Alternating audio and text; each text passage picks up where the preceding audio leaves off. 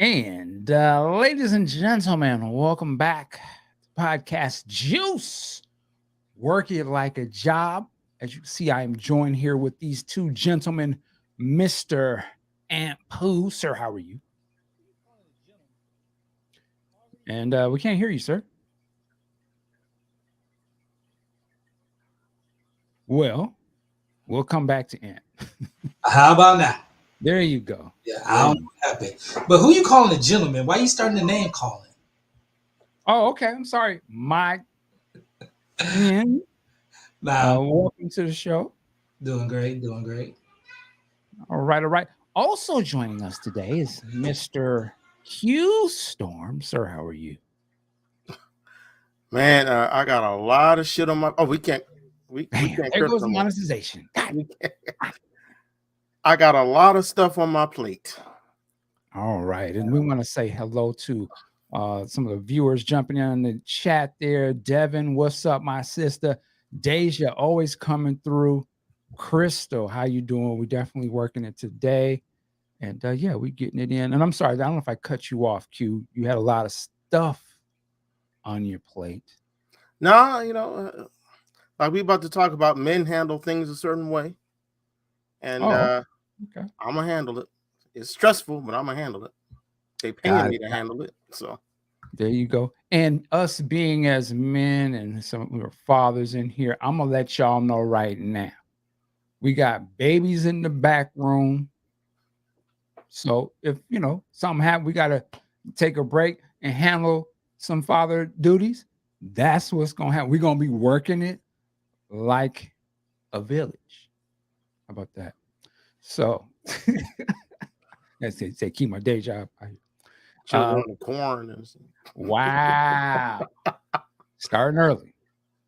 But anyway, this Sunday afternoon, just hanging out. And man, we had the Chris Rock special that happened last night on Netflix. It was a live event. I believe this was the first live event on Netflix. I guess that's a big deal. But it's Chris Rock. A lot of people was anticipating this. And just to be clear, all three of us have seen this special, right? Is it? Yeah, yeah. I didn't watch it all. I watched the important parts. Hilarious. Okay. Okay. And what was I going to say? I was just curious. Anybody in the audience, anybody's out there online, did you guys see this Chris Rock special that came out last night on Netflix? I know. So let me throw in the Prince connection real quick. I should have the picture up, but he had a Prince symbol, medallion or necklace around his neck, very prominent when he was performing. So salute to Chris for representing Prince like that. That's dope. That's a choice. In a positive way.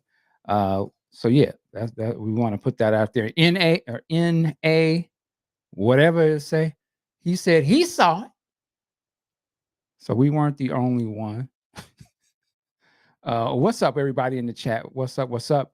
So, man, with that said, and let me say this too before we get into Chris Rock, and I'm going to say this, and I never thought I would ever say this, but the Marlon Wayans comedy special, which I believe is new as well. I think is that on?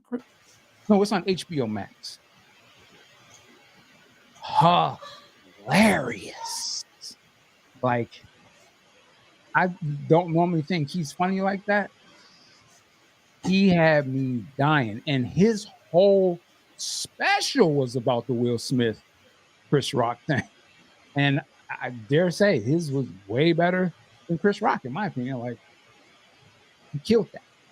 And Yeah. if you believe what he's saying in there, he gives some funny context to all of this and how he was very much a friend of both of them. And he's deep friends with, but probably was more of a friend to Jada before both of them. He even described coming over her house thinking he was going to smash Jada. And she was introducing him to Will, like, this is my new boyfriend. He's like, what? So you got to watch it. It's hilarious. I like what Crystal said. I'm team. We can do better. Hysterical. Okay. Okay. So with all of that said, man, Chris Rock, let's get into it. Of course, he addressed the Will Smith slap and all of that. He had some choice words for Jada Pinkett Smith as well. I know we were having a conversation before we started the show, and we were in the Discord, and we were saying that Chris Rock called her the B word. Did he did do that, didn't he? I just want to be sure before we kind of go down that path. Do you remember? Can I just put some context to it? Certainly, go ahead. It's not like he said, I'm not gonna say the word. It's not like he said, yeah, Jada, you a B. He was like, it was something like, I didn't do anything to this B. Like that. Not saying it makes it any better. That's different. No, I think one is slightly more inflammatory when you talk to someone. You is a B, as opposed to when you said it, but he still said it, and I got issues with that. But go ahead. There's nuance to it. Yeah, I know. I didn't call you the N-word. I just said that you might be hanging around. I'm trying to throw a bone to Chris, okay? I'm just He's like, I wasn't calling black folk house ends. I was saying I was a house end. Wow. Yeah, wow. pretty much. Yeah. Well, okay, so he does say that, and the other thing too is Chris has been on the road. He's been on tour, and he actually came to Seattle sometime last year, and I seen him do this. He did the same act essentially, but he didn't talk about the Will Smith stuff at the end like that. He just did it like in the middle, and it was real quick, and he kept it moving. So with all that said, man, before we get into my comments, we'll start with Ampu, man. What did you think of the parts that you saw in this, and what Chris Rock had to say about the Will Smith thing? What's your thoughts on it? Well, I would say first, this is definitely I put this at dead last comedy special he's done. Definitely can't touch Bigger and Blacker. Definitely can't touch the other two, which I can't recall. But overall, I just felt like it's like, bruh, you kind of late with a lot of the things that you're talking about. I felt like he was Chappelle Light in some instances as well, talking about selective outrage, going in at the trans community. But when we get to the meat and potatoes of this, which was him discussing the Will Smith thing, it was Will Smith slapping him, I just look at him hella side-eyed because I'm like, you didn't have that same energy Oscar night.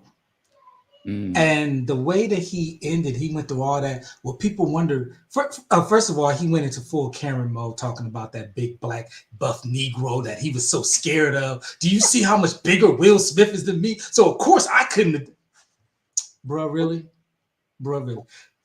Sometimes you can take an ass whipping. You can expect to take an ass whipping, but you can put up a fight.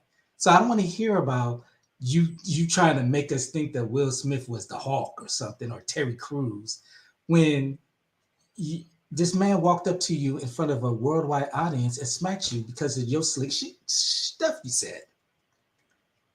And then the other thing is he then tried to say, well, I had parents, which of course was a sneak diss at Will again because of the fact that, his father wasn't, the issues that he had with his father and whatnot. And he says, they told me you don't fight in front of white people. That's not the flex that he thought that was. And he slammed the mic down like, yeah, you don't fight in front of white people. It's because if you want to deconstruct that and fully dissect that, what you're saying is that you have a reverence for white people, that we don't behave are innerish, since we try to keep the word taken. So you're saying that you would act a fool if there were no white people that could view this audience. You're not saying that, you wouldn't behave this way because we have this large worldwide audience and we owe it to our community not to behave and fight like that on worldwide television. You centered white people, and that we don't do this in front of white people. We're not going to embarrass ourselves by fight. I'm not going to embarrass myself by fighting in front of white people. So I'm like, Chris, you took another L from me. And then just lastly, overall, like we saying, he called Jada the B word. He kept bringing up her entanglement. And I'm just kind of confused because Will Smith was the one that slapped the hell out of him, not Jada. So why is he still throwing shots at her? Shots that people have chronicled he's been throwing at her since 96, 97. He's mentioned several times he's gone at her. Bruh, what is your issue? Are you mad? Like I said in the chat, so is he mad that she let August Alsina smash with Will's permission and he didn't get a chance? So I'm just saying, just overall, the fact that he's going to say he didn't fight Will Smith because of he wouldn't do it in front of white people. Yet here he is in front of a mostly white audience on a white person's platform, going at and disrespecting two black people, but specifically one who had nothing to do with why he got slapped. She didn't go. I mean, she had nothing to do with the embarrassment he endured. She didn't slap him. So in my opinion, he didn't owe her a receipt. And on top of that, Jada and Will have both apologized for this action. For you to come a year later with the weak sauce, now some would say he did chestnut checkers, he got a check for this. But still, to come a week later with the same title entanglement, it's like, bro, you supposed to be, people are putting you up there with the legends of Richard Pryor, Eddie Murphy, Chappelle, George Carlin, and you didn't come with anything better than, hey, that youngin smashed your wife. That's all you had?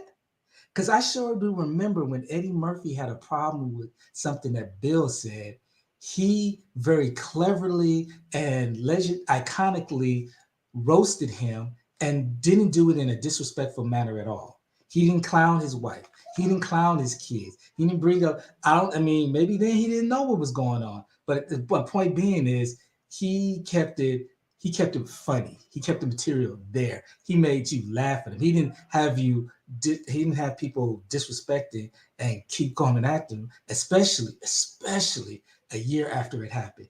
You've had your opportunities to hash this out, but when you've had this big platform that all eyes on you, you took the low-hanging fruit to go keep going at these people. Another thing people are saying is that he did the show in Baltimore where Jada Pinkett Smith is from. And I look at that like, if that's what he did, he further come off as a punk, because why didn't you do it in Philly? Because I don't hear Jada repping Baltimore like that. I definitely hear Will doing it. Why didn't you show up in Philly? So that's all I got to say. I think his jokes weren't funny, and I think he was a lame for that. And if I'm Will Smith, if I see him on the streets, I just smile and be like, you didn't have that same energy Oscar night, so go ahead and take that L. All right. Well, we got a comment here. Byron B is right. It says, white folks would have expected that. And geez, Aunt Pooh, you really expected a fight? Shake my head. Wow. Oh, Okay, so the question I have to ask you, Brian, where in there did I say he needed to fight? The point being is he made the statement of he didn't fight because he was in front of white people, in the sense that he centered his behavior on the gaze of white people, not as opposed to him having some goddamn sense, or him saying, I'm not going to have us looking bad on this world stage. His literal, and people want to say, you're being drags, you're taking it too literal. Say what you mean what you say. You don't fight in front of white people. Bruh. You doing all this other stuff in front of white people, but fighting is where you draw the line. Okay. Stop it, Q. I don't know what real quick. And I said, one other thing. Go ahead. You don't fight in front of white people, but you'll sit down and key with them throwing the N-word around each other. So, bro, you damn sure ain't the one to be talking about the behavior you do in front of white people.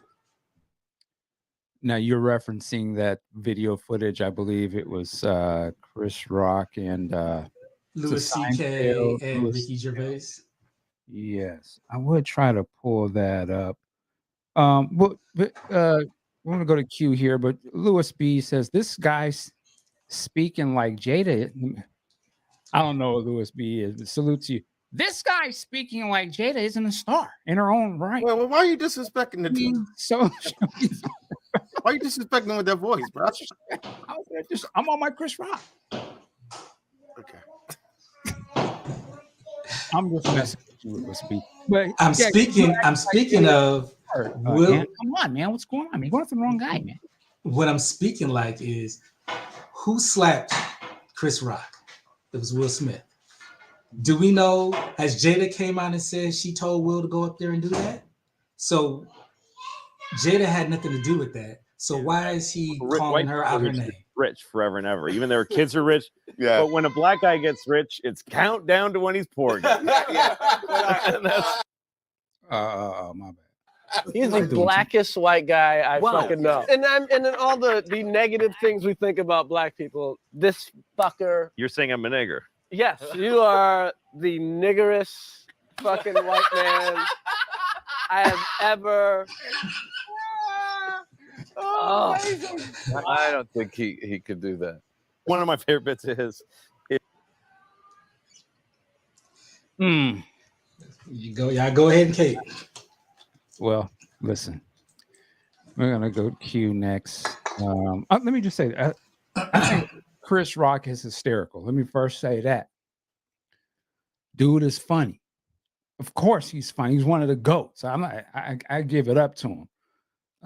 Hilarious. It's unfortunate the situation that happened to him in front of everybody. I mean, what are you supposed to do, right? His comedy special, this one, I didn't think it was necessarily that funny to me. He came off a little mean. But the stuff about Will Smith, I kind of agree with you, man. Like, if his whole point at the end of that was to slam the mic down and be like, I was raised right. We don't do this in front of white folk. You don't fight in front of white folk. Like he told us something we ain't never heard before. Now, maybe some older people or younger people that might not know that. But I was like, okay, but isn't what he's doing disparaging black people in front of white folks? Isn't that the same thing? Like, if you, granted, you want to hear him say something about Will Smith, it's his right to say. He can say whatever he wants to say. Just like those comments he just made with them other comedian dudes. That's his choice. He's got a right to travel in that and talk and laughing and kikiing, whatever. That's his get down. But it's kind of funny style. It's funny style if his point is you don't do this in front of white folks, but then you just came off of disparaging the black woman in front of white folks and they gave you a check for it. It's just a little weird. That's all I'm saying. Like, it's and I said this in the Discord, I was like, if he was a real edgy, quote unquote, edgy comic that was going in, he would have spent half of that stand-up time going in on the people who was the producers on the Oscars that really gave him a wake-up call to his worth in the game by letting Will Smith slap the shit out of him and then go sit his monkey ass down in the front and nothing happened, and they give him the big award of the night. That's who he should have spent his time going in on and have jokes for the system that clown him like that.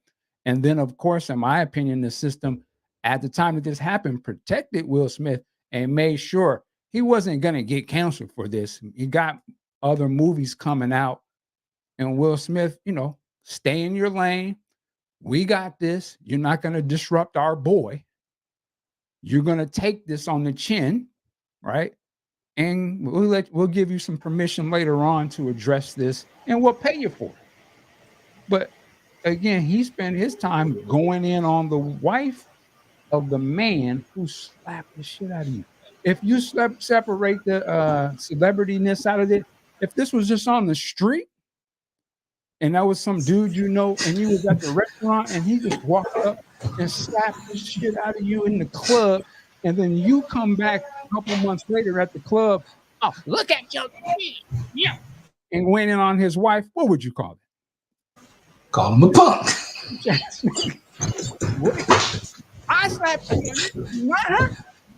So, I don't know. It's just a little funny style. Huge storm. I'm sorry, real quick, Mike. See, the thing is that he has to go at Jada because Will Smith is this big black buck that could just snap him in half. Right. So he's too scared to fully go at Will. He got to go at the one that he know ain't gonna do nothing to him, Jada. Q, is that look? Go on ahead. It's just your show. Go ahead. No, I'm gonna leave some of this alone because I Go don't in. want No, go all the way in. No, I don't want to start no shit. I'm gonna leave it alone. Okay. But in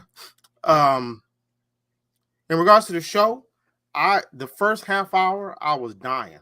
He was saying everything that I would want to say if given a opportunity. The middle part got a little slow, and even some of the jokes weren't landing with the audience. There was one joke. Oh, he was talking about Caitlyn Jenner, and he was talking about if his dad were trans, and it was a long build up, and the punchline, I was like, really? Is that it? And the crowd didn't really laugh that much either. He told a story about his daughters. I liked that story. And he was unapologetic for the success that he was able to afford to his daughters. And I liked the story that he told about I don't want to spoil anything. But his daughter got into some shit. Dang, I'm sorry. His daughter got into some stuff, and he had to do what I think a father should do to teach his daughter a lesson. Then he came to the Will Smith stuff, and I was all ready for it. But the problem I had with, I'm not going to say it wasn't funny, but the problem I had with it is I'm like, Chris, okay, you waited a whole year just to be angry. And I'm on Twitter, I'm on Facebook, going back and forth with people talking about, well, he needed time to work that trauma out. He needed time to. Have you ever been punched in front of 50 million people? Of course not. But my point is, I don't have a problem with the words he said, other than the bitch word. I don't think that was called for. He could have done that. He could have said everything without calling Jada a B, even if she is one. But the problem I have with it is, why wait a year? It just looks funny style that you're waiting a year. I'm sorry. I forgot about that. Yeah, that Michael Jackson, R. Kelly little joke. Oh, yeah, that was kind of foul. I mean, you know where I stand with that, but right. Michael Jackson was proven not guilty in court, so that joke was a little off color. But I got where he was coming from. And to a certain degree, I agree with what he was saying. But hold on, while he hobnobbing with Kanye, but okay. So what? I said while he hobnobbing with Kanye, but okay. I don't know nothing about that. But yeah, it seems just weird to me that the reason you wait a long time is so you can get over the visceral stuff. You get over the anger and you handle it. When white people are rich. I'm sorry, go ahead. And you handle it a little bit more, I'll say maturely. I don't know if that's the right word. I don't see why you wait a year to air this stuff out, which I think is fair to air out, but to wait a whole year, it makes it look like you were kind of capitalizing on that trauma to make. Why you? Go ahead, Mike. No, I'm listening. We're listening to you. No, you upstaging me, bro. Oh, my bad. I'm sorry. Go ahead. My bad. I don't know why you wait a year to air this stuff out that should have been aired out a lot sooner. I think men need to air stuff out immediately. That's my opinion. I think he had every right to say what he said, except for calling Jada the B word. But I think it would have been more on point to air that out maybe a month later, maybe 2 months later, get that anger out. And then a year later, you write some jokes that you could feel comfortable that Will's going to be laughing at. That's my opinion. Like, I thought the joke about, and I think Will would laugh at this joke, where he said, yeah, I watched Emancipation just to see him get whooped. That was funny. Whoop him again, mess. That's funny. People got in their feelings about that. That's y'all's problem. It was a funny joke. Yeah, that was another joke. That was but the really? thing is he just had anger. He wasn't really joking. That he was just airing out anger. And I think it really speaks to a psychology that you wait for a whole year for your special to air out anger, which I think is well deserved. So I don't have a problem with what he said. I do have a problem that he waited a whole year until he had a special to say it. Right. Yeah, I mean, I'm not necessarily, again, he could go and say what he want to say. My point was, if the point of he ends it on this super point, to me, he was like contradictory to what he was making a point to, because again, he is fighting in front of white folks. The whole, that whole bit, to me, going in on her is funny style. Like, she ain't got nothing to do with it. Again, I don't know if that's true. I don't know if she didn't have anything to do with it. As far as I know, I didn't see her walk up on the stage and put hands on him. Right, but Chris Rock, for better or for worse, and I kind of understand, he made some good point. He has an issue with Jada, and I think he did slightly make a case, and I forgot about this, when Jada was running her mouth talking about he should quit his job because her husband didn't get nominated for concussion. Why are you going to tell a grown man? Was it just about the concussion thing, or was she attaching the what were they saying before? It was this was so white and all that. Was that? Yes, that was about the Oscar so white thing, and she didn't call out Chris and say you shouldn't host it. She said she was not going to be there and she's going to boycott it. Well, Chris specifically said, and I seem like I remember this, that she said Chris Rock should quit the Oscars because Will Smith didn't get a nomination. And that's some stupid ass to say. And I can understand him being upset about that. Why are you bringing my name into this? You know what? I 7 years later, he's still mad about that? I could give you that, but it's so long ago that it but I said that, but that's just why he would bring. But there might be other stuff.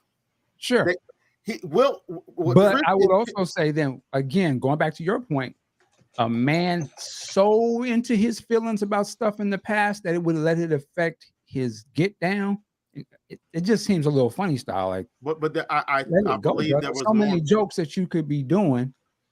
Like I said, you're supposed to be edgy comic. Why wouldn't you go in on all this other stuff? Your whole point is that you can't fight in front of white folks. Then why are you fighting in front of white folks? When was he? That looked like a majority black audience to me in Baltimore. Well, I'll tell you this. I saw him in Seattle. It was not a majority black audience. And the first half of the show, I kind of was shaking my head because to me, it was like he was making the jokes where the black folks was at the expense of the joke, and he's playing to the audience that's in front of him, which I can understand. But as the part of the ones who felt like, I don't know if you would have said them jokes like that if it was a predominantly black audience. That's funny you say that, because I thought he was saying jokes. I had a Michael Che vibe from him when he was telling jokes in front of this audience. I was like, he ain't lying. But there was a lot of jokes at black people's expense. I thought didn't bother me, but I don't think he switched it up. But I was going to say one other thing I'll just throw in, and I'll go right back to you. When I did see him live, during the middle part of his set, he has a whole bit about Biden and I would have liked to have heard that. And it was funny as hell. I find it interesting that I don't know if this was live, so he just didn't even go down that road. And he seemed like take that time and went more into the Jada and all that kind of stuff. Again, I was just kind of questioning, like, okay. Did he talk about Jada when you saw him? No, he did a small bit in the middle, and he said the same thing in the sense of the whole, why I'm not going to talk about this, because I have parents and they told me I should just get to work and we don't fight in front of white folks. And he didn't stamp. It was in the middle of the set and he went right on to something else. Right. So I would assume he didn't talk. He had to cut some material out to get in the Will Smith material. Right. I'm just saying it's funny stuff. But it's practical too. He only has so much time. Wait, did he do the Michael Jackson R. Kelly joke as your set? I don't remember that. So he didn't have time for Biden to make room for Jada, but he brought in MJ and R. Kelly. Because he probably knew that was probably.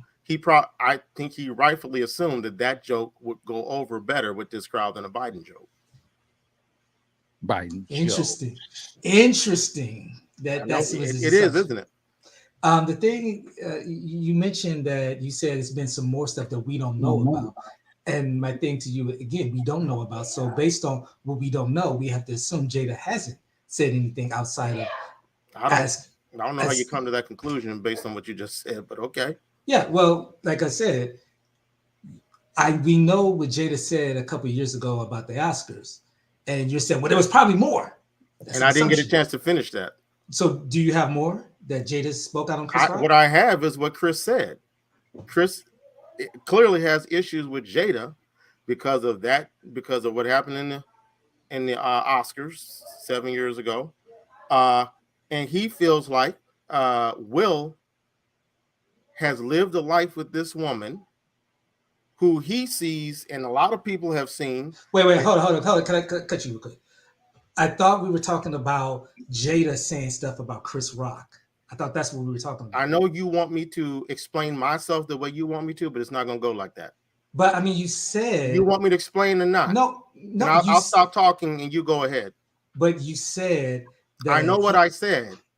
Do you want me to continue to talk so I can explain myself or not? Okay, so while we do have Jada making that one stance, there are multiple times of Chris Rock coming at Jada Pinkett. We have that on record. There are multiple times of that. Whereas we have one time of Jada saying something towards Chris Rock that he doesn't like. So I'm just saying, I don't understand why would he still have this visceral anger? And if nobody can point me to anything else Jada has said about Chris Rock, all we can, again, what is he mad in his feelings about Jada for? Well, like you keep saying, we are all ignorant of what Jada may have said that we don't know about, because just because they're celebrities doesn't mean they have to share everything that they say and do about or with each other. So I'm just telling you, Chris has an issue with Jada, and he talked about the Oscar concussion thing, and I can understand him completely because he feels like Jada is manipulating Will. Okay, but that has nothing to do with Chris. Hey, look, Ant. If Jada's manipulating Will, what does that have to do with Chris? That's his marriage. That's her marriage. If you let me finish.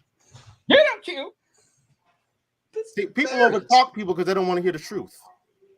The truth that Chris is mad about how Will and Jada do their marriage? You're still over talking. I'm not over talking. I didn't interrupt you one time. You did. Not one time. So, Chris is pissed at Jada because I believe he feels that Jada is manipulating Chris. A lot of black folks, mean Will? A lot of black folks saw what I didn't see, but then I did see it, where Will was laughing at the joke first, then he turned to his wife and she gave him that look like, you better do something. So then Will all of a sudden got his mean grill on, went up and slapped him. And I saw that. I was like, oh, damn. Okay, that is kind of foul. All right. And Chris, understandably, does not appreciate that Will took his stuff out on him when his wife That's a lot of assumptions. That sounds like a lot of assumptions. Again, that's what Chris said. How am I assuming that? I'm talking about Chris. That's a lot of assumptions. He said it. Okay, edit one more time. That would be a lot of assumption that Chris is stating. So, Mike, let me tell you something. And as I said again, if you're saying that he's saying he has an issue with how Jada is manipulating Will, one, he's basing that on what? He has no real facts. Second of all, you don't have real facts either. You don't have real facts either. Unless you live with them, you don't have no facts either. Then exactly, just like Chris doesn't either. Well, you don't know what Chris has. But you know what he doesn't have? I got an answer to Byron. What's that? No, this is not the Prince podcast at the moment. But you know what? Hey, he did have a Prince necklace. Mike, you acting a fool. Go ahead, Q. Yeah. So and Pooh, I know I said we being dads, but there you go. So I mean, so based on what you're saying, Q, is that Chris Rock is mad at Will for Jada manipulating, and if that's what you're saying, I'm like, that's based on what Chris said, not what I said. Okay, so and I would still say that he's being in his feelings and acting like a bitch because that's their marriage. If Will Smith chooses to be manipulated by him, that's their marriage. Mike, would you tell these folks this ain't the Prince podcast? Well, I understand it. This is a Prince channel, so I get it. I'm just letting them know we're not talking about Prince right now. So again, if you want to take a break, we still appreciate you and love you. Thank you. Go ahead. I'm just trying to say, how does a grown man get mad at how another person's marriage is going? Like, what the hell? If a guy punches me in the face because his wife is in some stuff, I'm gonna get mad. Well, I'm gonna get mad because the guy punched me in the face. Period. See, and that's the other thing.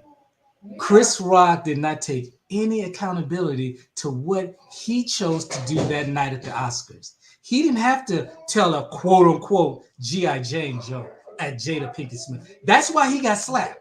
Do you think? Question for everybody in the room: if Chris Rock hadn't told that joke, does he get slapped that night? Say that again. If Chris Rock doesn't tell that joke, does he get slapped that night? Can I answer that with a question? Chris Rock told jokes about a lot of people in that audience. Now, I was pro Will Smith because I did think the joke was kind of foul because, but then I realized, well, maybe Chris didn't know that she had alopecia. I don't know. And I was like, well, I can understand why Will was upset, but it's jokes. It's jokes. So if he doesn't get slapped. No, well, I would say if Will Smith, after all the stuff I've seen since I was defending him, if Will Smith, I want to say this, I want to be careful about how I say this. If Will Smith had a better relationship with his wife, Chris wouldn't have got slapped.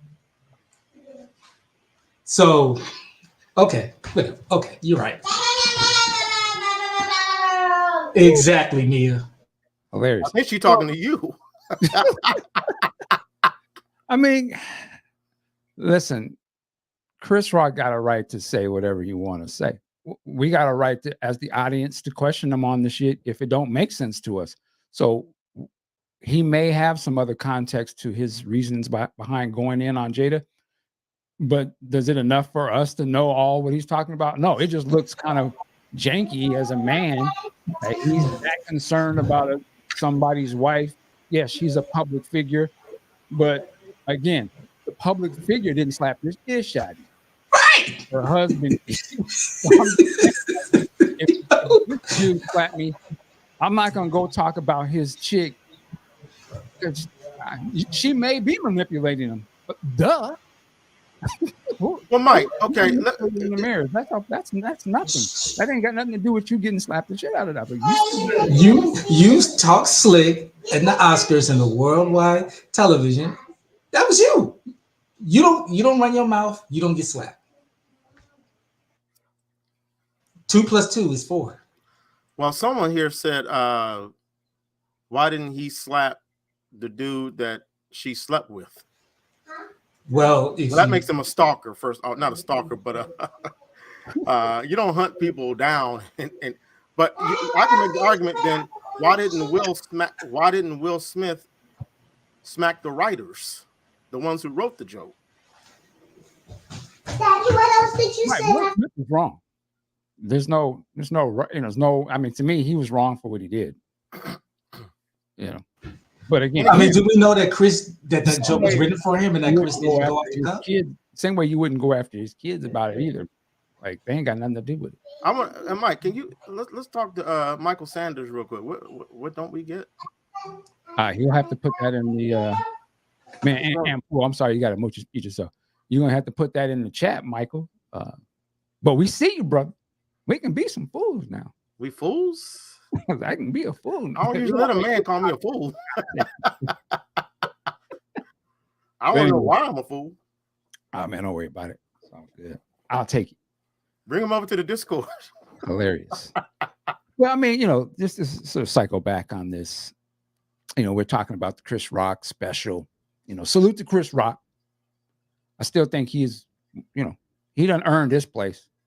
But I just think that it wasn't as funny personally, and I question. I guess my thing was to question him sort of going in on Jada so much. Not that I'm like Jada's cape.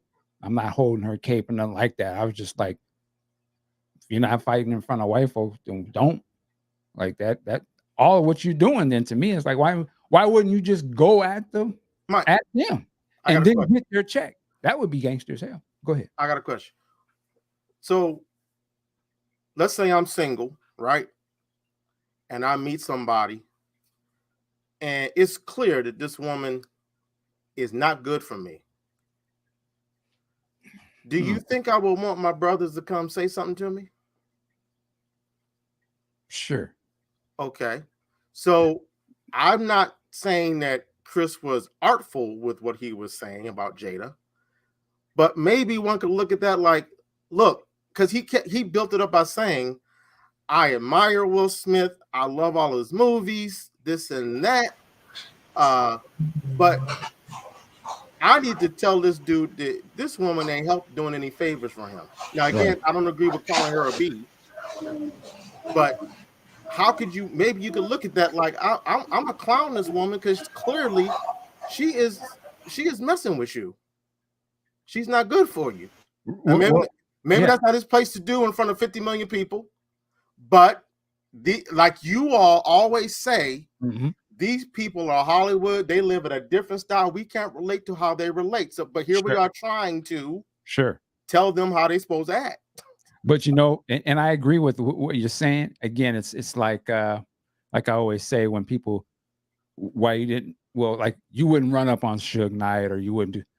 You have the right to do all of that. But when you're going against obviously somebody who don't give a damn, you're going to deal with the consequences you have. Obviously, Will Smith is the wrong one, right? Who would ever say Will Smith is the wrong one?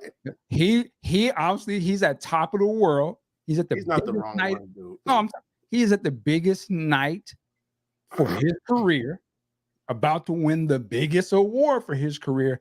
Clearly, he gave no F's about any of that. And if you talking greasy about his wife, he's letting you know, damn, fighting in front of white folks or whatever, I'm gonna come and get you.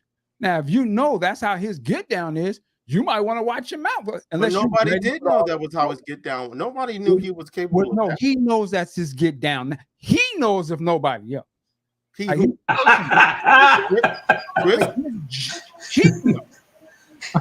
So he knows that this dude he's talking about will slap the shit out of him. So I just was thinking common sense that maybe this ain't, some people ain't for play. And I don't think Chris Rock should remember, again, don't let the check, I'm just saying, don't let those, we're not going to find white folks check fool you. Obviously, Rick or Will Smith don't care nothing about that. And those same folks, they don't either. At least when it comes to you, Chris Rock. Because again, my point is, they let him sit there after slapping the shit out of you, and they gave him that award. All right, now see, y'all the dudes, you to just keep quiet and go on forward. We'll get you later. Y'all the dudes be talking about this is a business. What you think that business gonna do? Okay, get him out of here now. The guy that pretty much put billions into the Hollywood machine. Get him out of here right now. You think they're gonna do that the night of the show? This a business. Don't y'all say that? Golly. Yeah, and the business told him, we don't care about you, Chris. We care about Will. That's what I'm saying. How much money has Chris made for Hollywood in the last? Exactly. There you go. So why are you saying that? You suggesting they should have thrown Will out of there that night? If they were about being morality, yes. But it's a business. That's what I'm just telling you. Right. So y'all say that all the time. Understand that he has to deal with, not only is it a business, but he also has to deal with the fact that Will Smith doesn't even care about that. Will Smith knows it's so much of a business that I can run up there and slap you in front of the world, and because it's a business, I'm gonna be good. But he's not good. He's banned from the Oscars for 10 years. You think he cares? He got his award. Yes, I think he cares. Will Smith wants to please everybody. He wanted to please his wife that night. He laughed at the joke and looked at his wife and said, "Oh, I'm not supposed to laugh at that." Everybody but Chris Rock, he wants to please. That's what I'm saying. So He wants to please everybody but Chris Rock. That's why I'm trying to say Chris Rock ain't to be pleased. He's gonna get slapped. Yeah. So I'm just saying, like, you have to understand that that's the game and the lane that he's in. Don't be mad at Will Smith. Be mad at the industry you work on that allows him to slap the hell out of you with really no repercussions. Because going in on Jada ain't gonna change them allowing him to slap the shit out of you again. What's sad about this is that this is all getting drudged up again. That's the other thing. I wish. Wait, real quick question. Who drudged it up? Okay, let me finish. Damn. Ain't gonna be hot. It's getting all drudged up again. I wish Chris would have done something a lot sooner. I feel like he should have aired these feelings out sooner and everybody would have understood. But waiting a year later, that's the issue I have. Now it's all going to be brought up again. And if I were Will Smith, personally, I would lay back in the cut and say, all right, you got me. I gotta eat that. That's fine. But Chris, you and I gotta have a conversation about calling my wife a B. We gotta resolve that. You ain't have to go there. I'm gonna read this comment real quick. Andrea put up. Go ahead and mute yourself for a second, Ant. Will recently shared that a white actor decided to spit on him during a scene in Emancipation twice, and he did nothing. Clearly selective outrage. What the hell? Yeah, I need to know the full story behind that. Well, okay. First of all, that is messed up, but the difference is that I might behave a different way if someone assaults me versus if someone assaults my wife. That would be that's my first response to that. And that's the first time hearing that. But I don't equate the two personally. Man, if someone spit on me, would I fight them? Yes. He chose not to, but he feels like someone attacked his wife. He fought them. So I think the two are a little different. Yeah, and to what you said about calling up Chris and squashing that. If I will, I'm like, oh, okay. That's how you feel about me? We cool. We ain't got beef, but I'm cool on you. There ain't nothing for us to squash. There ain't nothing for us to talk about. It's been on record, documented that Will Smith says, I've reached out to Chris. He hasn't responded. So then you want to get this special and call my wife a B? I'm cool on you. We don't need to talk no more. I'm good on you. I know how you feel. I also think it'd be a good, valuable lesson for Will. As much as Chris may have disrespected his wife on the special, Will should kind of hear what he's saying and have a conversation with Jada. What do you mean? Hear what Chris has to say and have a conversation with Jada? He basically said, "Look, your wife has done more damage to you than you have ever done to me." That was some real S right there. And from what I'm understanding now about Jada and Will, he might have a point. I don't know any man that would allow his wife, I don't care if they separated or not, or what if they ain't working it out. I don't know any man worth a man who's gonna be letting his wife go and sleep with another dude. Well, people do that all the time. Yeah, I'm saying you don't know. You don't know. That's marriage's choice. You didn't hear me. I'm sorry, Pastor. Go ahead. You didn't hear me. Give me the sermon one more time. I said, Will, correct me if I'm wrong, Will was aware and was cool with Jada sleeping with this other dude. Am I correct about that? I don't know the facts, but I'll say, yeah, if that's his if he's the husband, he's fine with that. Okay, go ahead. He needs to sit down and have a conversation with his wife. He needs to understand that it shouldn't go down like that. I'm okay. Help me understand that. Explain to me why. I'm trying to understand. You say he needs to sit down and let Jada know it doesn't go down like that after he's already made it clear he's okay with her doing that. I don't understand that. Will needs to have a conversation with his wife that he's not cool with that. He was But full of. But they both said he was cool. Listen, with it. So you've interrupted me like 3 times. I ain't interrupted you 1 time. You have a problem? You got Tourette's or something? Can I finish? But Will said Can Will I and finish? Jada was on Red Table talking. Can I finish? Yes or no? Damn. I mean, but Will and Jada was on Red Table talking. Can you let me talk? Okay, see, we're demonstrating, right? Okay, let me stop. Let me stop. Yeah, it's like we. Okay. Will needs to sit down and have a conversation with his wife, and hopefully he would say, "Yeah, I was tripping with that. I don't really like that. I don't know what I was thinking." And we don't. I'm not coming on your table talk no more. I remember.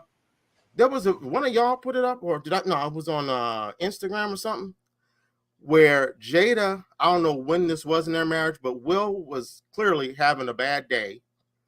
And Jada had the camera all up in his face, talking about, talk to me.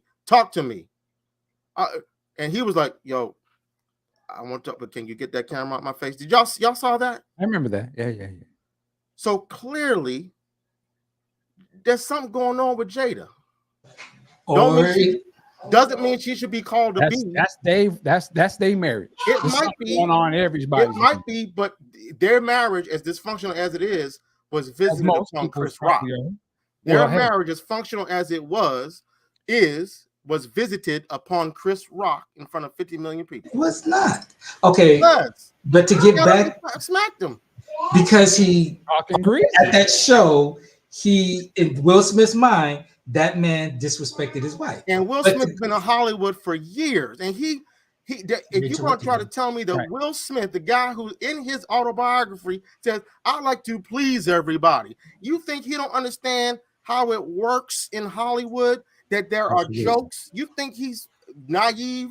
Oh, my wife is immune to jokes. Or it could be possible because his wife had a couple of weeks before there come out very emotional about her hair loss, and then to go to the Oscar at her husband's biggest night, what everybody assumed was her husband's biggest night ever, it had to have her health condition get made a butt of joke by that guy, the same guy who we've seen Chronicle has made jokes about her over the years. And that might have been the straw that broke the camel's back for Will, in the sense that, okay, you did this. Now you making fun of my wife's appearance when she's just got through saying, hey, I lost my hair. This is what I All right, hold on 1 second, fellas. Hold on 1 second. You got good points here. We want to acknowledge our super chat, though, Deja. That relationship is done, period. They both need to just stay in their lanes and keep it moving. This is being dragged out, and it's tired now. Go ahead, Q. Wait, but I also wanted earlier where you said that Will needs to go to Jada and say this, that, and the other. And my question to you would be why? I mean, he made it clear that he was okay with it. So why are you saying now he needs to go back and say, "Oh, I was tripping"? You're from what I heard from you, it sounds like you're saying that, "Oh no, he really wasn't cool with it," or. Yes. But all I'm gonna go with is based on what he said. Fine. He said he was okay with it, so I don't see why that should be an issue. Why people? I mean, if you don't know a man that does that, then you don't. But there are people who swing, who do orgies, couples, marriages that do orgies, that do all that type of stuff. We don't try to act shocked. This is Hollywood we're talking about, and if that's how they are doing their marriage, then that's them. Yeah, I don't believe any of that for a heartbeat. But anyway, you don't believe any of what? I don't believe that they.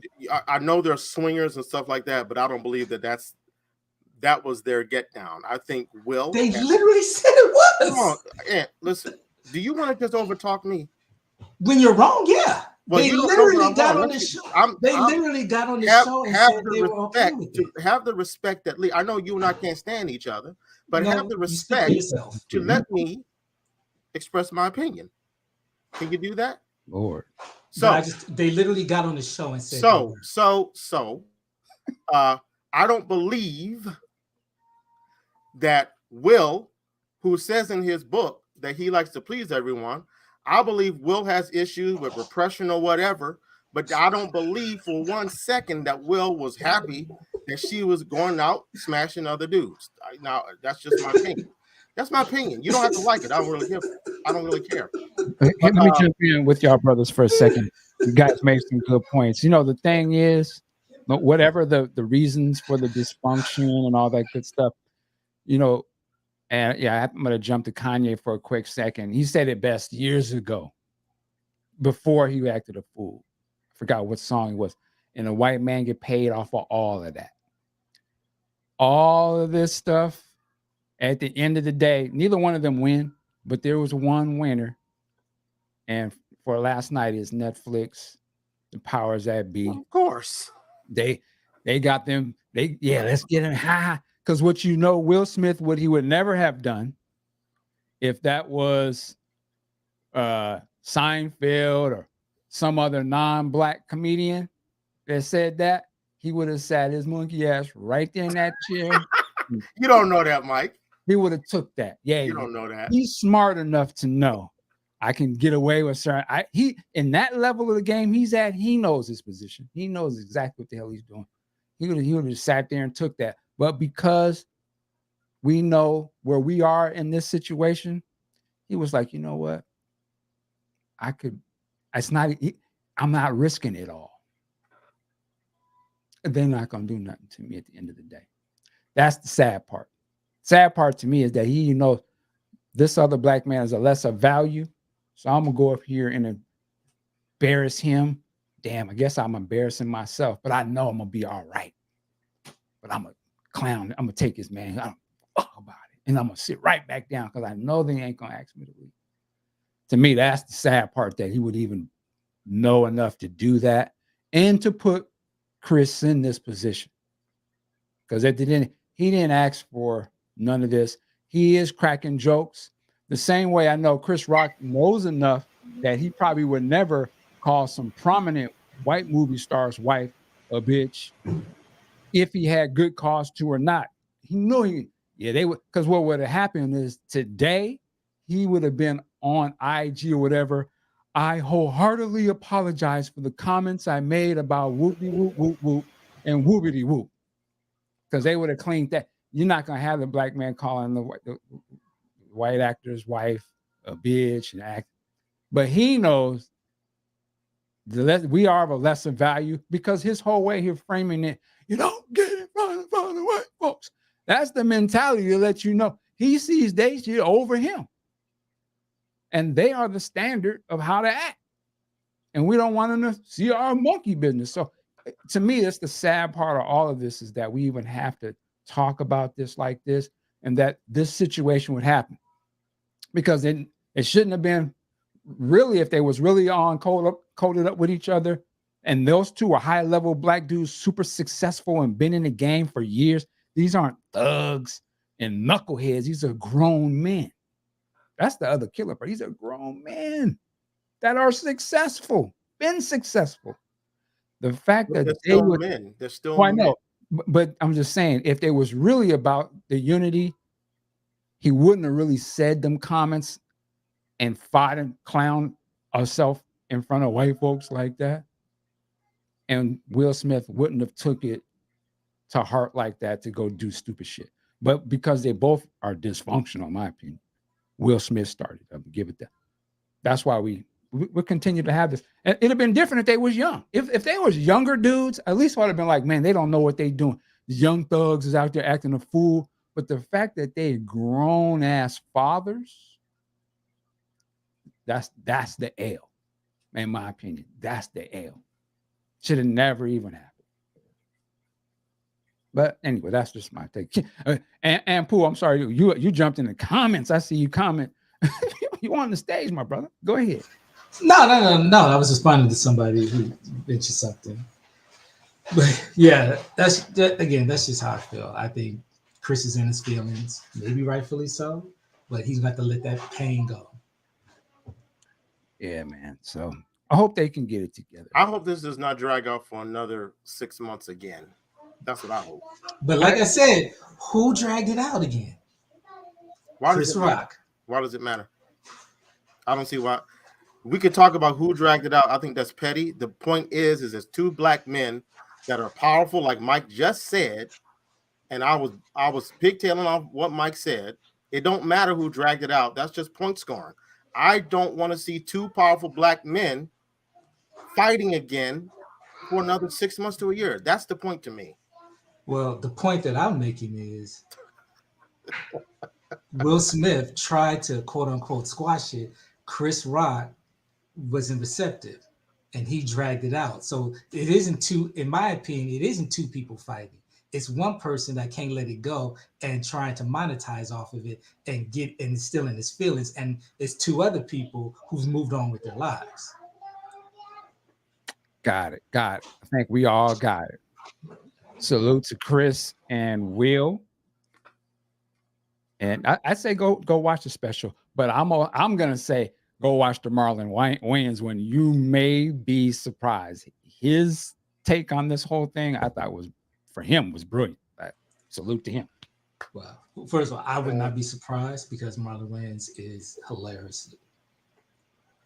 Well, so did we call that clout chasing that his whole special was about two other black men? Yeah, sure. Okay. Yeah, it is with What's your favorite line? Everyone can get these jokes. Interesting. Yeah, but I say that about us on Discord. We ain't on stage where we're supposed to be expected to write some original material. No, what I'm saying is when you saying he's clout chasing, I'm like, yeah, well, you can get the joke too. He clout chasing.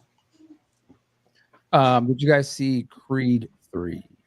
Not yet. I want to see it though. Did you see it, Ant? I have not. Next Friday, I will be going to see it. Well, I did. You want to pass the plate first, Mike?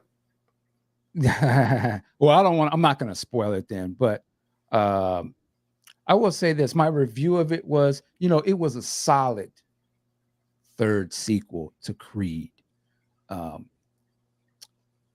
Going in, I thought, was this going to be like the Rocky 3 of the Creed movies? And I could kind of see a little bit that energy, but it wasn't what I thought it was going to be. There wasn't a bad guy in this to me. I was actually rooting for, what's his name? Jonathan Majors. Jonathan Majors. I was rooting for his character. His character's from South Central Crenshaw. Something happens and he's coming back and he's about to do his thing. I was like, salute, like, yeah, what's the problem? But yeah, I mean, it was good, but it wasn't as good as I wanted it to be. But I thought it looked great. Michael B. Jordan, Tissa. There's parts in there that show you the family dynamic, which I thought was dope. In terms of him being a father and his young daughter, I was like, okay, this is kind of warm-hearted. I was like, the mom and all that. So that type of stuff I like. But this is a Rocky movie, so in my mind, I'm like, get to the ring, let's get it popping. And I felt like the fighting stuff wasn't as intense as it has been in the other Rocky movies, in my opinion. There's some innovative things that he tries to do with the fighting stuff. I saw this movie in IMAX, and the screen does shift to the IMAX format for the fight scenes. And for the anime people out there, you will see that there's a lot of anime influence kind of framing of the shots, the hits and stuff, which I thought was kind of cool. But there's another choice that they do with the fight, which I'm not going to talk about. I kind of didn't. I was like, I get what he's trying to do, but man, this is a Rocky movie. Like, it's supposed to have a certain energy, I felt like. So that's why I was a little conflicted on it, but it's a decent watch. I salute Michael B. Jordan. He directed this, starred in it. And of course, the brother who plays the villain, I always Majors. I thought he was great. So I would definitely go see. I would say go see it. Byron says, did you miss Sylvester Stallone? At first, when I'm watching it, I wasn't. But then once it started to get closer to the end, and I'm like, Yeah, You missed Sylvester Stallone. I didn't think I would, but there's a thing in this movie that it just doesn't earn to me, and it just didn't scream. I guess it's still so tied to the Rocky franchise to me. There's a certain thing in the Rocky movies that happens. We talk about it all the time in the show. Rocky's strong now, it doesn't have. I mean, it just doesn't have. It has it, but it's just like you could have did this earlier in the movie. Then what the hell?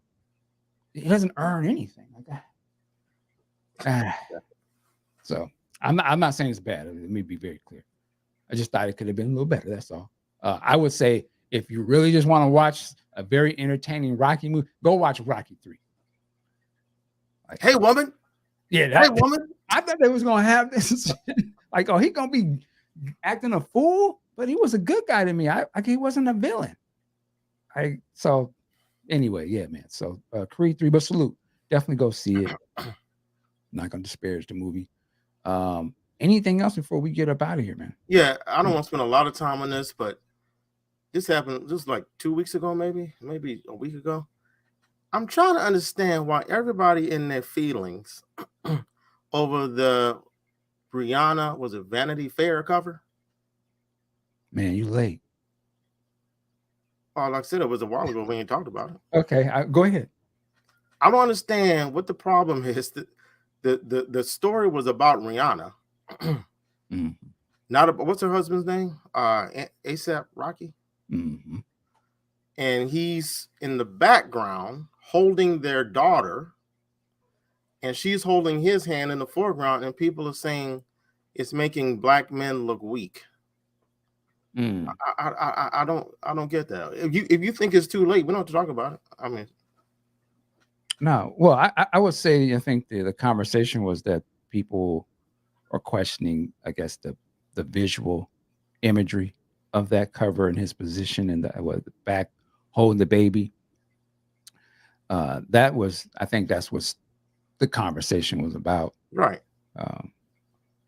You're asking why was the conversation? Why do people get in their feelings over that? I don't understand. Well, like I said, I think there's certain people that are arguing probably like, yeah, they did that for a reason. Like there's an agenda behind that. That's why people are saying, whether you agree with it or not. Yeah, I don't agree with that at all. Rihanna is a global megastar worth billions of dollars, and that's her baby daddy. If you ask 10 people, maybe 3 of them could probably tell you his name. So this is gonna sound effed up. He don't matter. Rihanna is the top billing, is the name on the marquee, not ASAP. And the other thing is that what bothers me is that I'm sorry, what you just said actually would be more problematic to me. Go ahead. But why if no one knows who he is? More than likely, it was probably Rihanna said, "I want him here." Okay. And my other thing is that it was a story, it was a cover shoot for her. So, what if he was like, "Nah, baby, it's about you. I'm gonna sit the back. You shy. You carrying you just gave me this beautiful child. You carrying our second one. I don't need to be top billing. You be out in front, baby. It's your time." RJ says, I don't understand. RJ says, I don't think it makes him look weak. However, if they were another race, they would have been shown hugging on one another. I guess it makes them look separate when it otherwise a one family union. But how are they separate? They're holding hands, walking on the beach. How does it make them look separate? I only question. I agree with you. I question why I have feelings for a question like that in the first place. If there is nothing to it, it would be like, well, you answer the question and keep it moving. But I wonder why people are on the feelings on both sides of that. Like, why is it a problem to ask the question?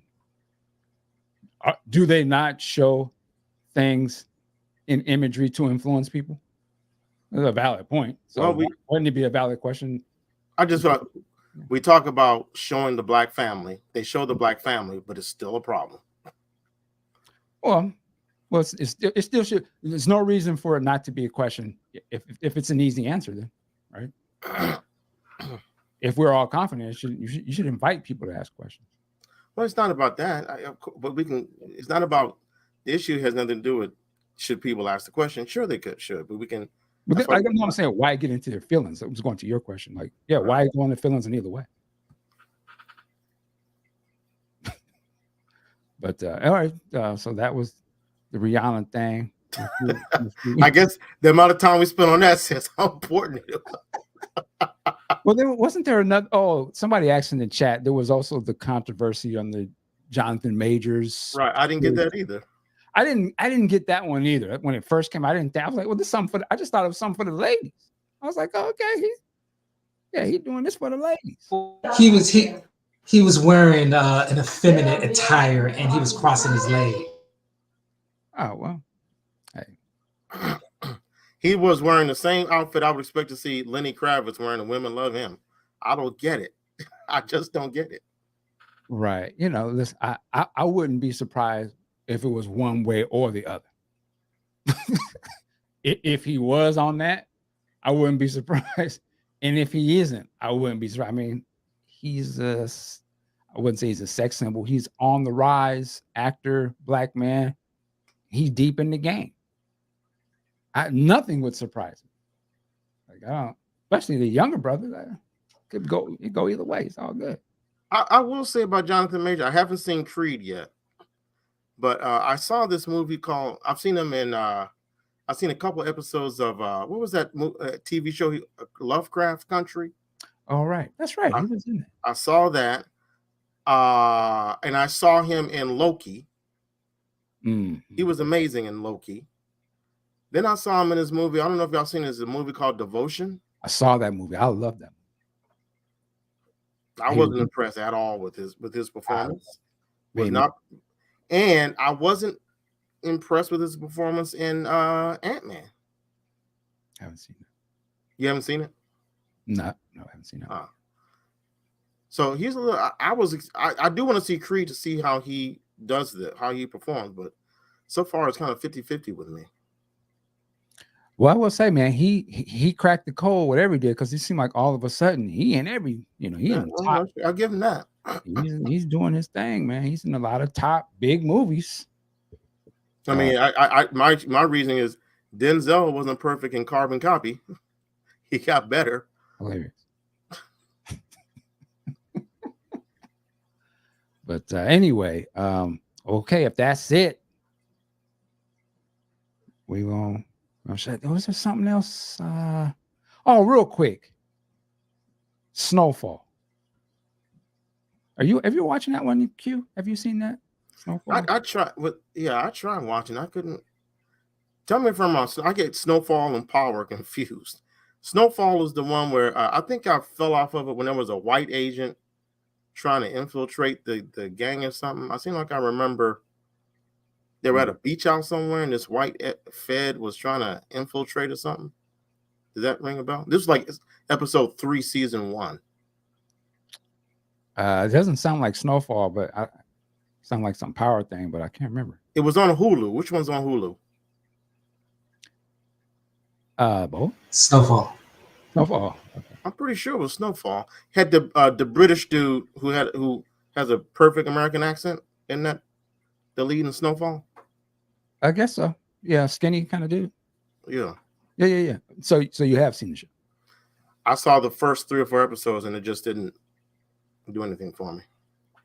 RJ, you watching Snowfall? Sounds like now full somewhat transparency.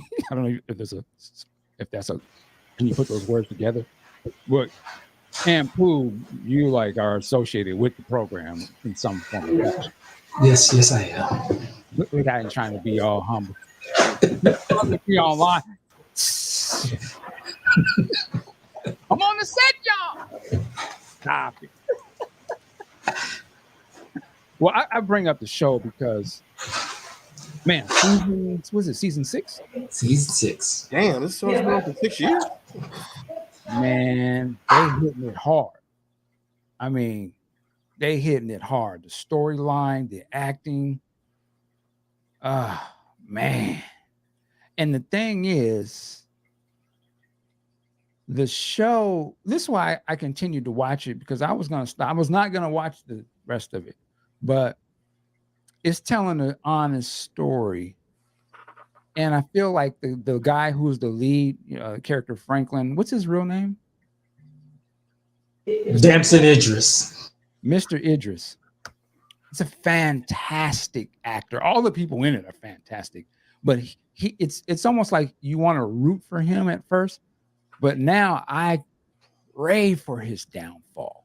I think he is the most evil type of black man and the most dangerous. And this, to me, story shows how a good dude, a kid, can get sucked in to this type of stuff, and it shows the government and this whole system, but he still has to consciously make a choice. Even then, they show in the beginning, he seemed like he was kind of a conscious brother at first, but even he succumbs to the greed and, I would say, almost psychotic tendencies and selfishness, that he's the most sinister, man. But it's a brilliant show because it's showing how all that's tied together, man. But that sounds like just the same themes as Ozark and Breaking Bad. A little bit. But this one to me is like, it hits closer for me because, like I said, he's a young bro. He's black. He's kind of really spots like the black sort of involvement in the crack thing here in Cali, and how these dudes, I don't think they see the damage they're doing. But there's a certain point, I think, in the third season where Franklin does see, wow, you're destroying the community, bro. And he decides, so, ain't my problem. And that's when he crosses over to me. And I'm like, wow, this dude. So that's worse. That's like, he's the scariest kind of, like, he is the most conish. Because he literally, I'll just sell out my own people so I can be rich like white people. And he'll kill you to get to that position. That's wild. So would you say this show, I should give it a shot? It took me, 3 or 4 times before I finally got onto The Wire. Should I give it another shot? Am I going to like it as much as The Wire? If you like good television, that's high, high level acting, production, storytelling, you will like this. Yes, I say it's worth pushing through whatever hesitance you got. I think the first season is really about 3 main sort of characters, isn't it? And then they realize what really works, and they shift the focus to Franklin and the they were trying to have this thing where, you have the hood, then you have the CIA side, and then you have the immigrant Mexican, the mixed the Latin American portion where they were bringing in the drugs, and then they realized, this Franklin part is where we need to put it at. It's kind of like The Wire, like when The Wire went the second season and it went to the docks and kind of left the street stuff alone, and people were like, nah. And I come back to in season 3, they was like, okay, we've made a cottage industry out of showing black destruction, so let's give them black destruction. Don't let me get on that rant, but yeah, man, it's good. It's definitely good. It's good. It's high level to me, high level television. All right, man, we're gonna get up out of here. Unless you got any last thing you want to jump into. No, I was just going to say what I liked about this season is that you can root for and against a lot of different people. Well, except for Teddy. I don't root for Teddy at all. But I'm like when I saw episode 2, spoilers, Jerome killing Black Diamond, I think it was. I was like, damn, that's effed up. Yeah. It's gone, because I know how it is. But when it aired and everybody was like, F Jerome, I was like, damn. I was like, wow. And then I started thinking, I'm like, well, I think it's because part of me was just like, well, Black Diamond kind of had it coming. She shot and almost killed his wife. So, a couple years payback. So I really wasn't that mad. But as people start getting emotional about that, I started thinking like, yeah, he beat that woman to death, and it was really brutal.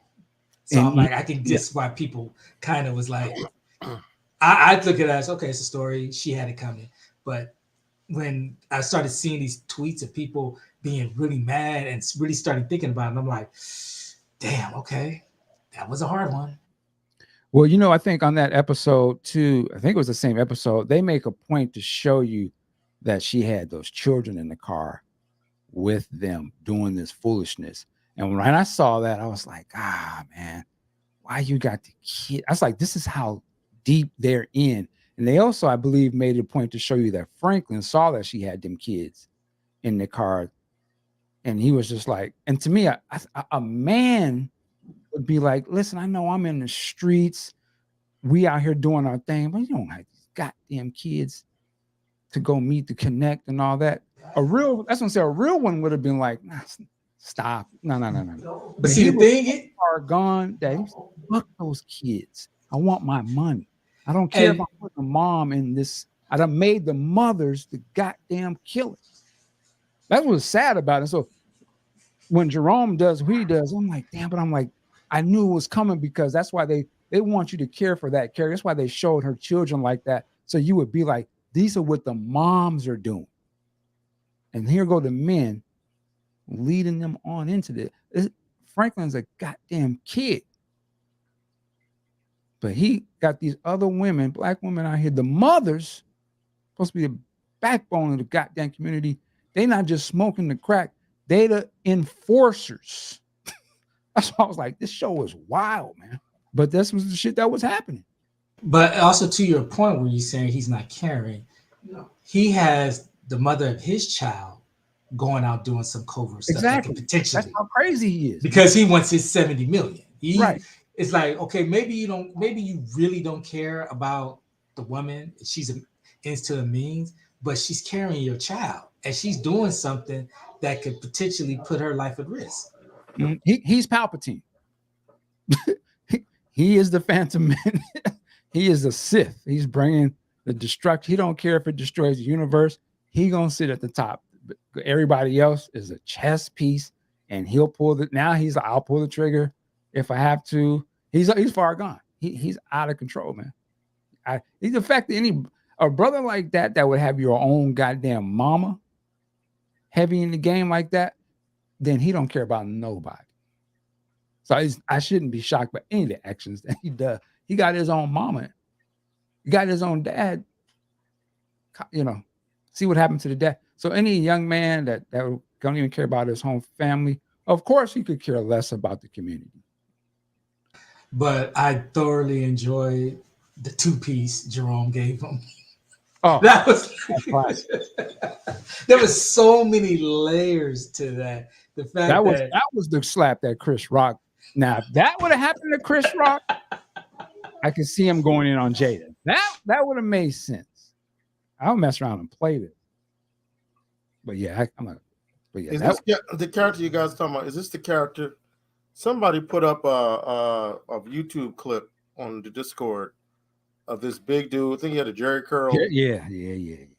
Okay, that's my man right there. It's so many layers to that, in the fact that Franklin felt so comfortable because he had the gun on him, and Jerome feeling no fear whatsoever that I don't think he knew he had the gun, but he knew like you ain't gonna do nothing. And then when he saw the gun, he was like, but he knew, you're not gonna do nothing. He had the same energy Will Smith had. Bring it full circle, huh? Yeah, I'm just tied all together. But yeah, it was the same energy, just a different. You thought the guy was holding a gun? Is that what you're saying? Say it again. You saying Jerome slapped someone that was holding a gun on him? Yeah, the guy pulled the gun out after he got slapped. What happened with? But he wasn't going to. Well, Franklin was talking slick about his wife. Let there be a lesson. Let there be a lesson.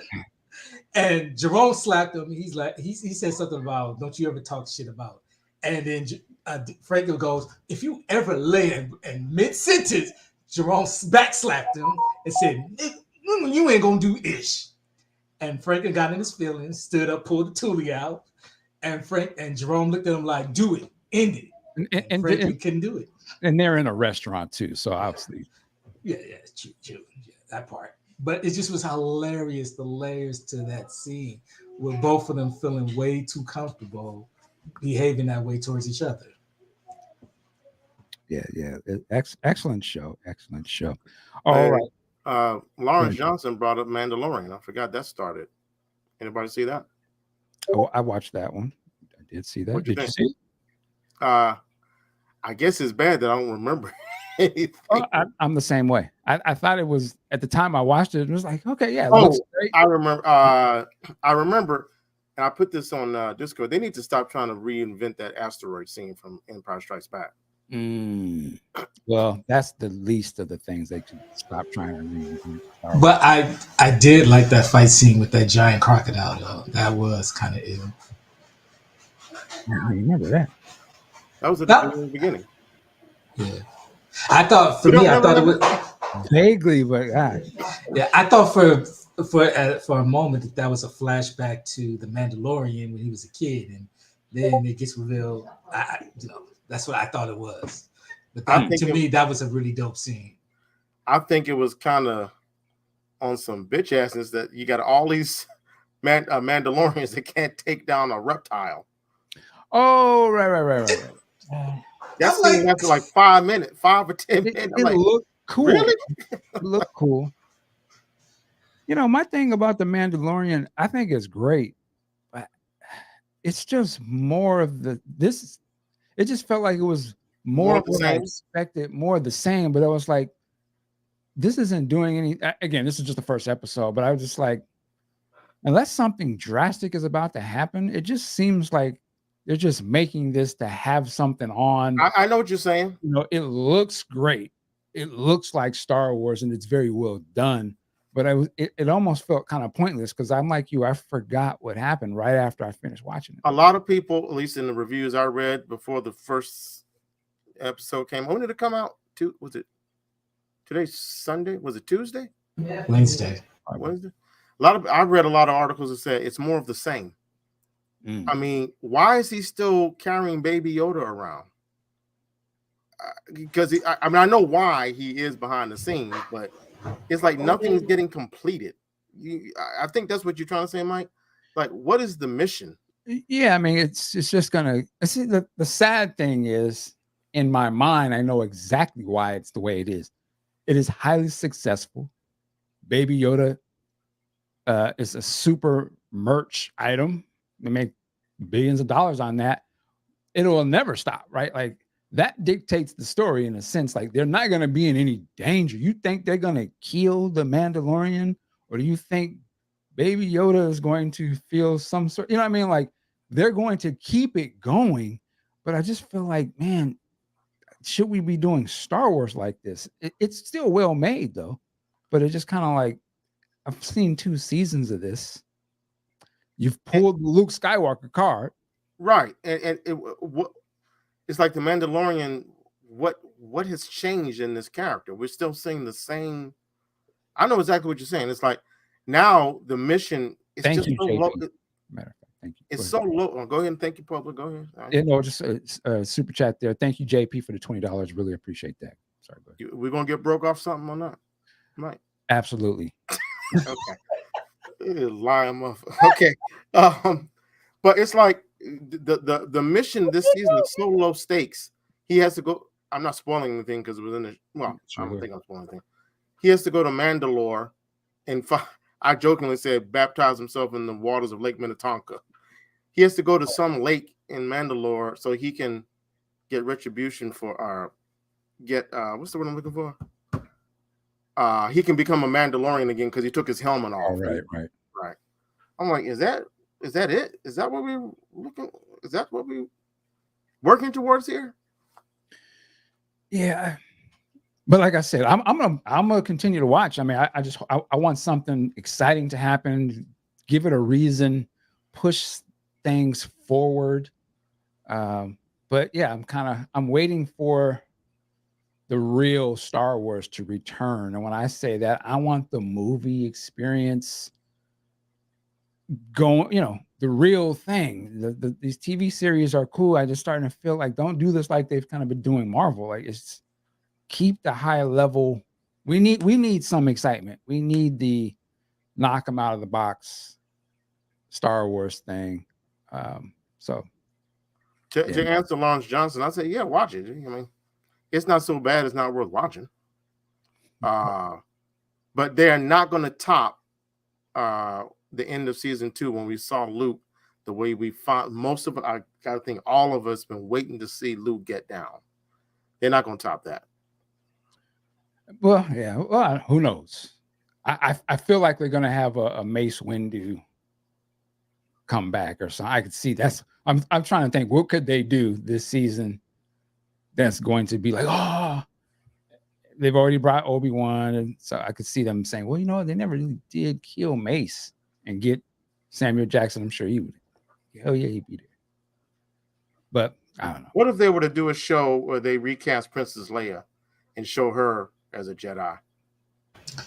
Well, the only problem is that they kind of, in the trilogy, which they could retcon, they showed her training but not completing her training.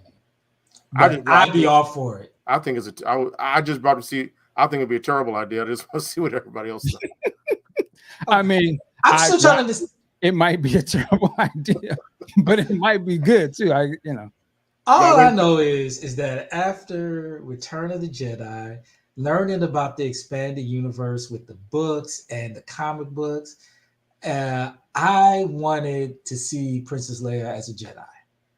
And I'm still disappointed we never got that. We never got her wielding a lightsaber. We never got her going to a duel. We never got, other than that one moment in space, which, if you think about it, was a powerful moment of her utilizing the Force. We never got to see her be a Jedi. Her birthright. Right. We're going to end it with the Prince thing. I'm going to just chop it right here and change the gears for a quick second. Under the Cherry Moon. I watched that movie last week, seen it thousands of times. It's a fascinating movie to me in 2023. So much going on in that movie that I feel like there's so many different tonal shifts in that movie for whatever reason. Sometimes it's a hood comedy movie. Then it's like a very serious romantic sort of homage to the 30s type of thing. And then it turns into a musical at times, and then back to, brothers talking crazy. Throwing rose petals in the tub. Yeah, I love it all. But I was jokingly thinking that toward the end of the movie, I was trying to understand, why did Christopher Tracy, what was it that made him all of a sudden say, I love Mary Sharon? Because his whole pretense getting with her was to run game on her, get her to possibly either marry him or Tricky so they could get her back, right? And then he's dating, they go out, and I don't know if it was the scene when Tricky confronted him like, oh man, I thought we was about running game on these hoes. Now you love this man, that ain't the way it's supposed to go, playboy. And then plays him out. And then Christopher runs off with the girl, and he takes her to, I think, that mountain area. And I guess they insinuate they make love or something there. If I'm not mistaken, that's a sequence of events. And then sort of after that scene, doesn't he go to Mrs. Wellington's house? Oh, no. They make love. Then he comes back and Tricky cusses him out and says, yo, you've been lying the whole time. So she's upset that he was lying. And she takes off. The next time we see, I know, Lawrence. That's what I'm trying to get to. The next time we see Christopher, he's going to Mrs. Wellington's house. He got the white tux on. It makes it seem like he's remorseful now. I guess he's missing her old girl. So he went over her house, I guess, because the lady summoned him over there. But of course, when he gets there, she has a check for him from the dad. And he opens it up. And the check was $100,000, right? And he's like, you got a pen? And then he's like, what is it? Fuck yeah. Tell him it's Chinese. Now, this is why I wanted to pause for a second. Was he mad because he was upset at the dollar amount on the check? And he figured in his, where they were from Miami, they was running from the street. In his mind, if I marry this broad, I'm going to get half their fortune. What the F do I need $100,000 check for? That's an insult to the game. So was that why he was mad, or or as Lawrence said, Mary Sharon put that whop on him and he fell in love, sucker, threw the game away, and was like, damn that, I'm gonna marry her. I don't care about the money no more.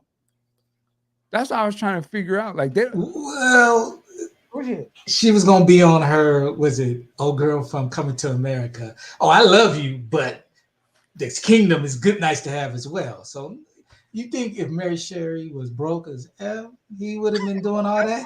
Man, like, but I don't. So they're insinuating that he just fell in, he fell in love all of a sudden. Like, I think there was some editorial liberties taken. That there's probably a director's, not a director's cut. There's probably a producer's cut. So, right. Make it make sense cut in color. But yeah, I would have laughed at 100,000 as well. She was due what, 20 million, I think. So I'm like, nah, bro. If I stay with her, if I'm married, I stay with her, I get to reap her fortune. Why am I gonna bounce for 100 G's? Yeah, man. At least could have gave me some plane tickets back to Miami as well. Hilarious. But so why did he fall in love with her then? Did he really fall in love with her? I don't remember the movie that well. I don't really remember the movie that well, but do we know for a fact that he fell in love with her? Well, I mean, it's insinuated that they're in love, and he goes and kind of takes her. She was about to board a plane and leave, and he goes and gets her and sort of confesses. I mean, he didn't really confess anything, did he?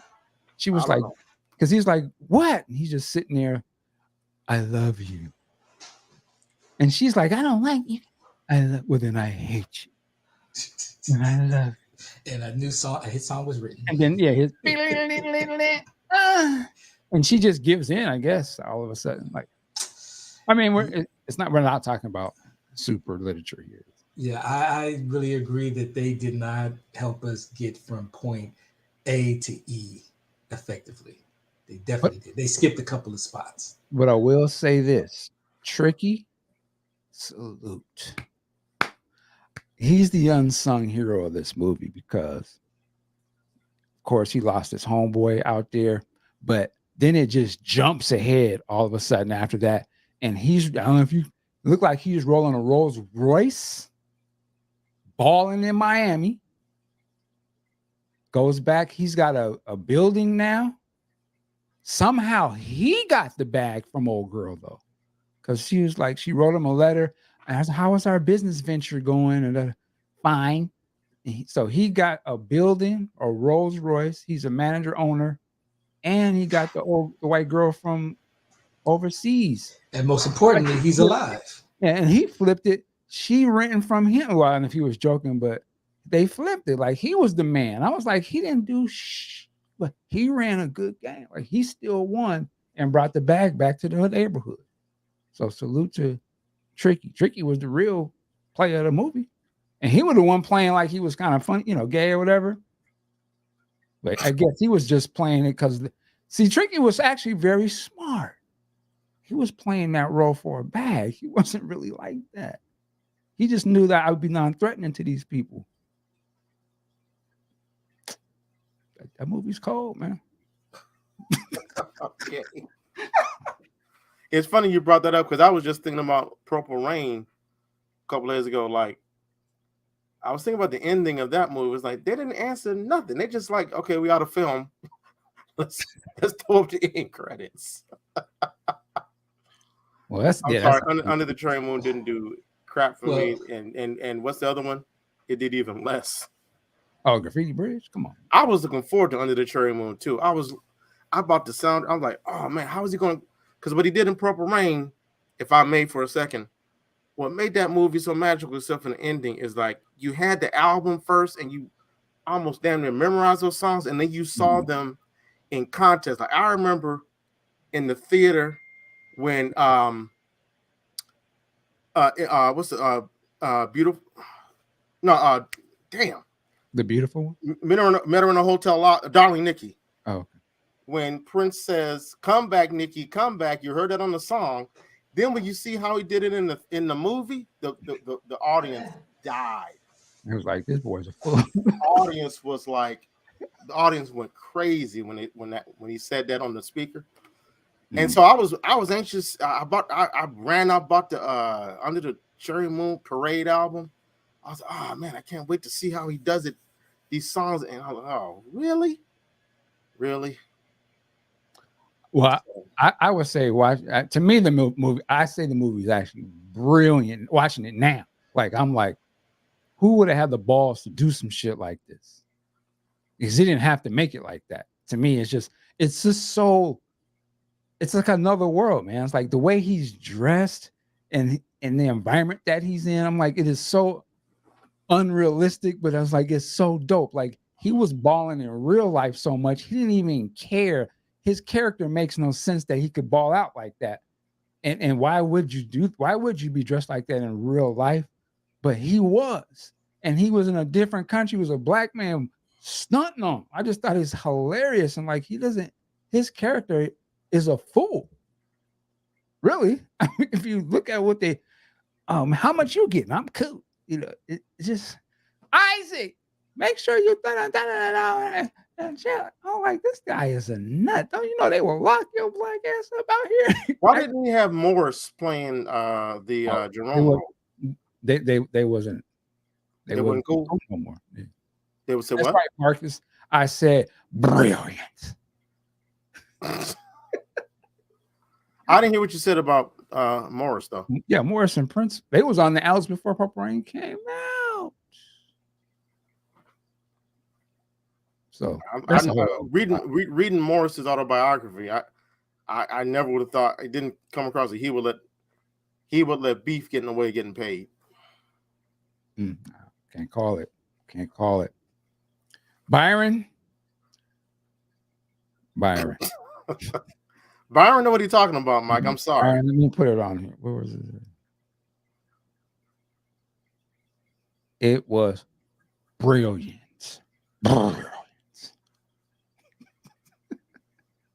Where's Gracie? Bring me my cape. And I remember the death scene. I was dying. Oh, it's hilarious. He was trying to run with her? They were on a boat, and he jumped off the boat, and they shot his ass. I mean, with the white trench and the silk drawers, it's brilliant, man. I was gonna say, who else would be able to get away with that shit? And the Tracy died. Yeah, I mean, I hear that, right? Then go into something like that. You're like, well, where are the beats in it? I love you, and you know, it sounds like some Saint Nick frosted on the open rain. Okay, Mike. Prince was wild. I love it because he was all over. I'm saying, man, he was the man. Who obviously, I love it too because that's something like that's a person can't nobody tell him nothing. Speaking of that, I remember I read something. Maybe y'all can. Was it in one of his biographies where he got into a feud with the director because he wanted? They brought, I don't know, was it a Cadillac that was the car that they used for the movie? Okay. Let's say it was a Cadillac. They brought in a non-purple Cadillac, and Prince was like, "I wanted a purple Cadillac," and then the director was like, "This is being shot in black and white. I don't care." Yeah, I love that. See, I would have been on the side of the director. I'm like, seriously, really? You can go home too, Jay. You can go home too, Jay. I got Dez on speed dial.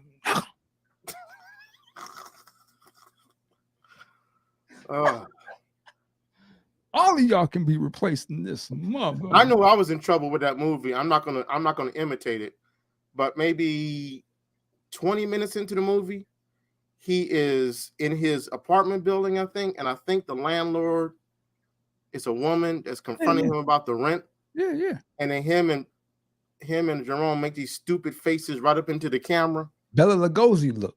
I was like, oh Lord, what have I signed on? That's what I'm saying. It was that's funny because the way the movie starts, it has very interesting shots, and I was like, okay, and then it goes right into, like, to me, it's a hood type of movie. Like, okay, it's showing you all this hood imagery, but it's in a foreign country. The brother with the caddy. I mean, it doesn't get no more stereotypical. Oh, he rolling in the caddy, then he gets out, he's strutting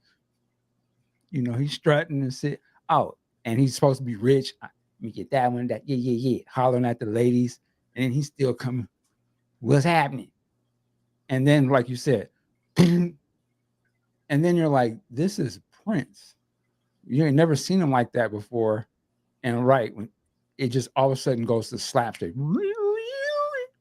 give it a belly that goes a little. And you're like, what the hell? And it's so foreign from what you saw in Purple Rain. It's hard for you to reconcile your mind behind such a tonal shift in Prince. Like, we barely even heard him speak before, and he's just jumping into comedy like this. At the time, you can't do it. But I said, watching it now, so many years later, it's just like, wow, this is, like I said, he was just able to do whatever the hell he wanted to do, and he could have made Purple Rain too, but he chose to make this. Well, he did make Purple Rain. Like, it's been like if he would have made a sci-fi movie or something, you'd been like, why are you doing sci-fi? Can't you just do another? No, I want to make an homage to Star Wars with my music, and it's gonna be a romance. What are you, Mike? But he did make Purple Rain too. You're right, he did actually. That's which podcast. Sucked even worse. Yeah, than Graffiti. That's my man. Then Under the Cherry Moon. I'm not gonna have any Prince slander. Got my cape on, but we're gonna get up out of here, ladies and gentlemen. Ooh, we've been on here longer than I anticipated. Boy, you got us out there today. Hope you enjoyed this one. Shout out to Ampu. Shout out to Q Storm. Sir, thank you. Shout out to Big Sexy. We saw you in the chat there. And again, shout out to you, ladies and gentlemen. Like I always say, work it like a job. We'll see you next time.